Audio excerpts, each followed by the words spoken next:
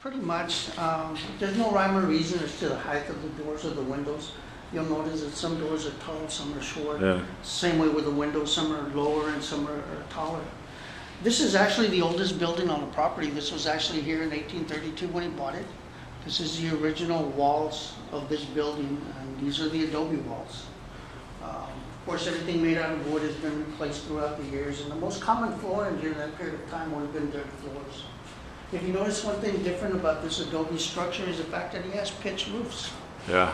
He's got wooden roofs, wooden ceilings, as you'll see also on the other buildings. Not typically built like adobe structures of the period where they would have the flat, slanted roofs. This building actually was converted to the kitchen. This was actually the kitchen for the home site. That little room we just came by was actually like a pantry or supply room, a storage room for the kitchen. We also added on this additional room that actually housed some of the servants that lived on the property. More than likely the cook or the kitchen help, since this was actually the kitchen itself. Now this room was actually much larger than what you see now. It extended beyond the sidewalk out into the street.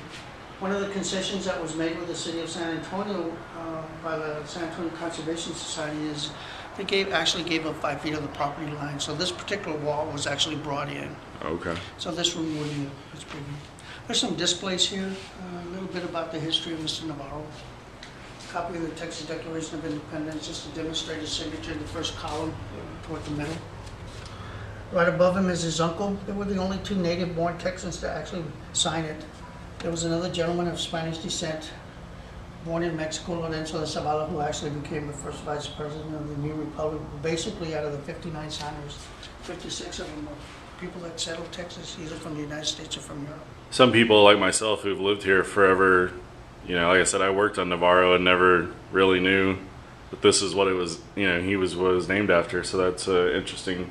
San Antonio has so many of those. He's been honored in a lot of ways. Of course, you go down a few blocks, you got Navarro Street, you got Navarro High School in Seguin, you got Navarro Elementary here, and of course Navarro County, Navarro Community College. So he's been honored in a lot of ways.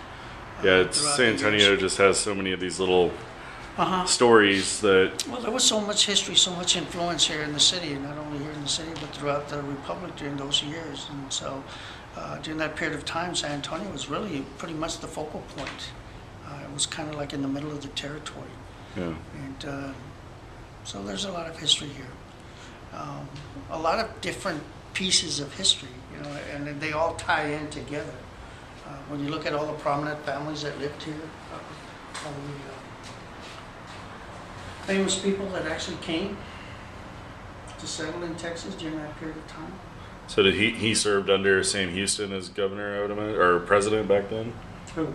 Navarro. Navarro was never president. No, he served under him as... Yeah, Sam Houston, he knew Sam Houston. I developed strong friendships with Stephen F. Austin, was a good friend of mine, Ruby Lamar. In fact, it was Lamar that actually convinced him to participate in the Santa Fe expedition. And so, I mean, he was pretty well known throughout that period, not only locally here, but throughout the state. Yeah. Had a lot of influence, very much involved in trying to ensure that the native Texans, their rights were protected during that period of time.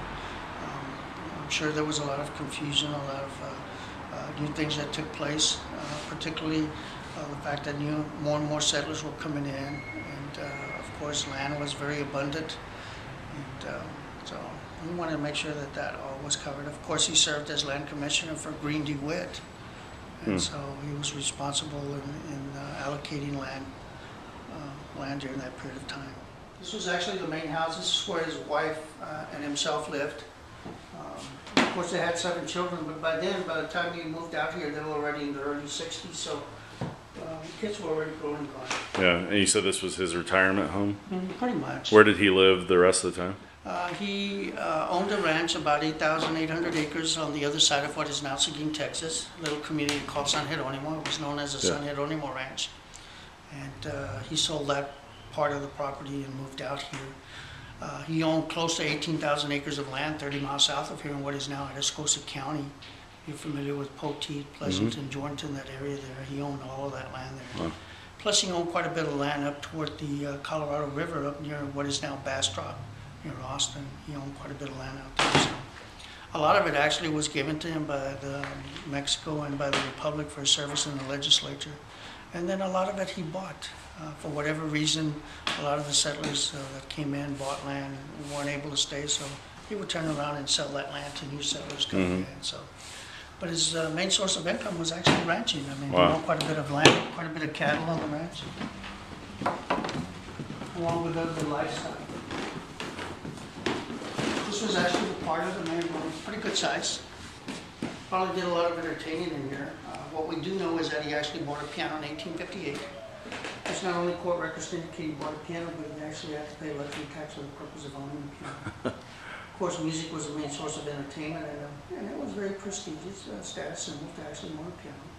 Now, as to who played it, we really don't know. Is that the exact piano right there? No, that's actually an antique. Okay. That was actually built around 1867.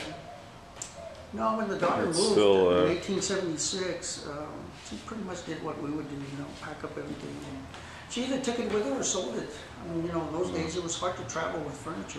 And she was moving with her daughter and son-in-law to Naco, Arizona.